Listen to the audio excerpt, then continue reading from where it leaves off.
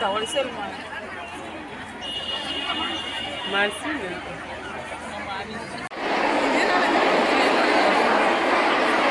બીજી વસ્તુ કે મને થોડા હેરના ઇશ્યુ છે એટલે મારે કોઈ જુદી રીતે માથું ઓઢવું પડે છે. બે પ્રશ્ન હતા. હવે નમસ્કાર મિત્રો, રાધે રાધે, જય શ્રી કૃષ્ણ, હરે હર મહાદેવ. તો આજે અહીંયા હું તમારી જોડે એવો બ્લોગ શેર કરવાની છું જે મને તો મજા આવી પણ તમને લોકોને પણ ખૂબ જ ગમશે, કેમ કે આજે અમે પ્રોગ્રામ જોવા ગયા હતા વડોદરા, અને વડોદરા નેહલ ગઢવી જે આવેલા હતા એમણે ઘણું બધું એવું કીધું જે મને તો ગમ્યું અને મારા લાઈફમાં પણ ઉતારવા જેવું છે અને ઉતારી છે, તો તમને પણ ગમશે.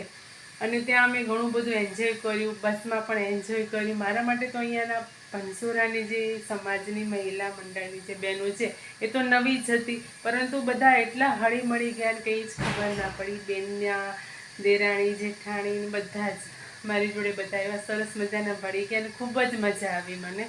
તો જઈશું, જતાની સાથે સાથે હું એક વાત કહેવાનું તમને ભૂલીશ નહીં કે નેહલ ગઢવી જે છે ને સ્ત્રીઓ માટે તો કહેતા જ હોય છે, પરંતુ એવું નથી કે ઓનલી ફોર લેડીઝ માટે જ કહેતા હોય. બધાને જ એમના જે વિચારો છે ને આપણે એમની લાઈફમાં તો એને ઉતાર્યા છે, પણ આપણે આપણી લાઈફમાં પણ ઉતારવાની જરૂર છે એવું મને લાગે છે. મને તો ગમ્યું પણ તમને પણ સાથે સાથે ગમશે જ. સ્ટેડિયમ અહીંયા ક્રિકેટ નથી, ત્યાં અંદર જે હોલમાં બેઠા હતા અમને છેક ઉપરની સીટ મળી. અમને તો જોવામાં કમ્ફર્ટેબલ જ હતું, ગમ્યું, પણ તમને જરા થોડું એવું લાગે તો એના માટે પહેલાંથી જ હું માફી ચાહું છું, પણ સાંભળવાની ખૂબ જ મજા આવશે. તો ચલો આજનો બ્લોગ ત્યાંથી સ્ટાર્ટ કરીએ. તો જોડે રહેજો, સાથે રહેજો, બન્યા રહેજો બ્લોગ પર.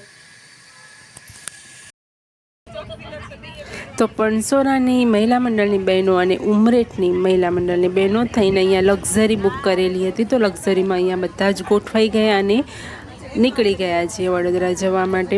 બધા મહિલા મંડળ એટલે તો કહેવું પડે, પણસોરાનું મહિલા મંડળ, ઉમરેઠનું મહિલા મંડળ, બધા એટલા બધા એકબીજા સાથે એમ ભળી જાય છે. ખૂબ જ મજા આવી હો મને તો બસમાં. તો ચલો આજે બધાને આપણે એક વખત હાય કરી દઈએ, કોણ આવ્યું છે કોણ નહીં તમને પણ દેખાડી દઉં. ચલો, પ્રિયા કી પ્યારી રસોઈમાં નહીં આવે, સપ્તરંગી ઝોનમાં આવશે, બીજામાં આવશે. હા હોય, જરાક હાથ આમ કરતા હોય તો સારું લાગે.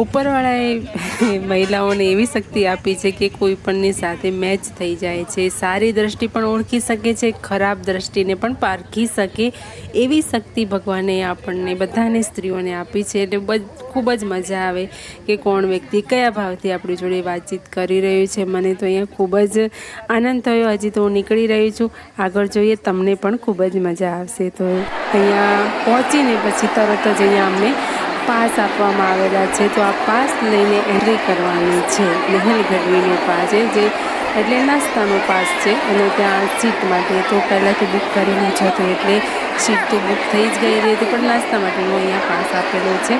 અને આ કાર્યક્રમ પતી જાય પછી નાસ્તાનો પ્રોગ્રામ છે, તો એ બધા વેઇટ કરી રહ્યા છે. ગરમી તો પૂછો જ નહીં, એટલી પુષ્કળ ગરમી, અને છતાં પણ નેહલ ગઢવીને મળવાનો આનંદ પણ એટલો જ હતો. તો બધી જ બહેનો અહીંયા બહાર ગેટ પર રાહ જોઈ રહી છે કે ક્યારે અમને એન્ટ્રી મળે અને ફટાફટ અમે અમારી સીટ લઈ લઈએ. જો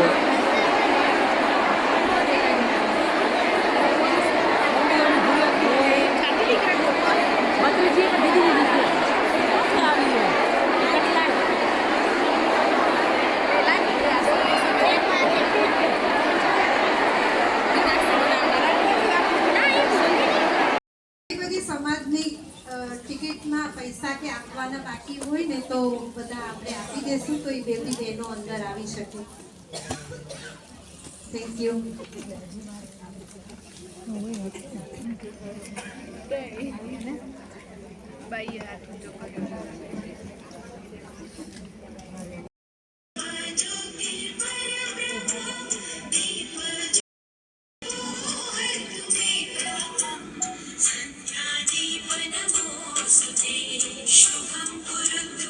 જરૂરી નથી.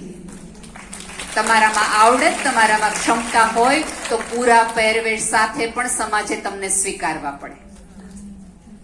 બીજી વસ્તુ કે મને થોડા હેરના ઇસ્યુ છે એટલે મારે કોઈ જુદી રીતે માથું ઓઢવું પડે છે.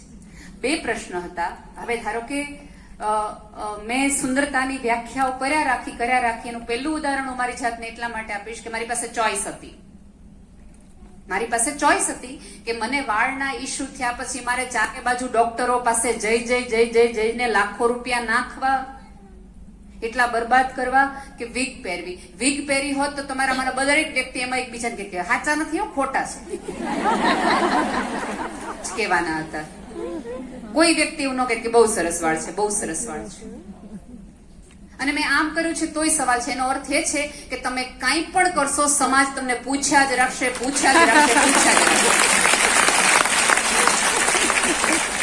અહીંયા બેઠેલી તમામ સ્ત્રીઓને એક ગાંઠ બાંધવાનું કહું છું કે તમારા ઉપર ફેંકાયેલા પથ્થરને પગથિયા બનાવીને એના ઉપર ચડીને આગળ જવાનું રાખો, બાકી પથ્થર ગણવા ન દો.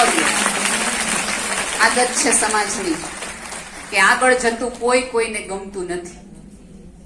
એટલે તમારા ઉપર ફેંકાયેલા પથ્થરો, ઈંટો ઉપર સરસ મજાના પગથિયા બનાવો, સડસડાટ ચડી જાઓ. કારણ કે તમને જોવા વાળાની ડોક રહી જાવી જોઈએ એટલા ઊંચા જવાનું થાય છે. જી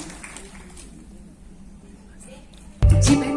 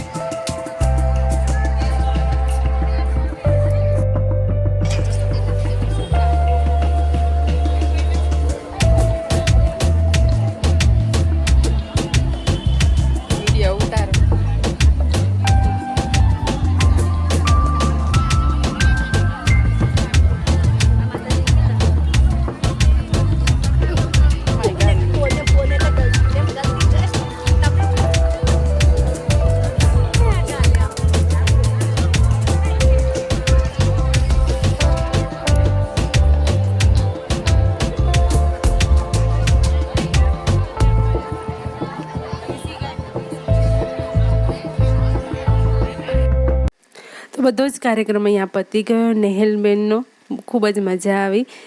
મોટિવેશન જે મળ્યું એ પણ સારું છે. અને નાસ્તો કર્યા પછી બધા બહેનો અહીંયા બેઠા છે. કેટલા એવા સગાવાલા જે કેટલા વર્ષોથી નથી મળ્યા એ મને અહીંયા મળી ગયા હતા. મને તો ખૂબ જ મજા પડી. મિત્રો, તમને મારો આજનો આ બ્લોગ કેવો લાગ્યો છે જરા પણ ગમે હોય તો પ્લીઝ વિડીયો પર લાઇક, શેર, કમેન્ટ કરવાનું ભૂલતા નહીં. અને હા, ચેનલ પર નવા છો તો ચેનલને સબસ્ક્રાઈબ કરી બેલ આઇકન પર પ્રેસ જરૂરથી કરજો. મળીએ છીએ આવા જ નવા બ્લોગ સાથે. ત્યાં સુધી હર હર મહાદેવ.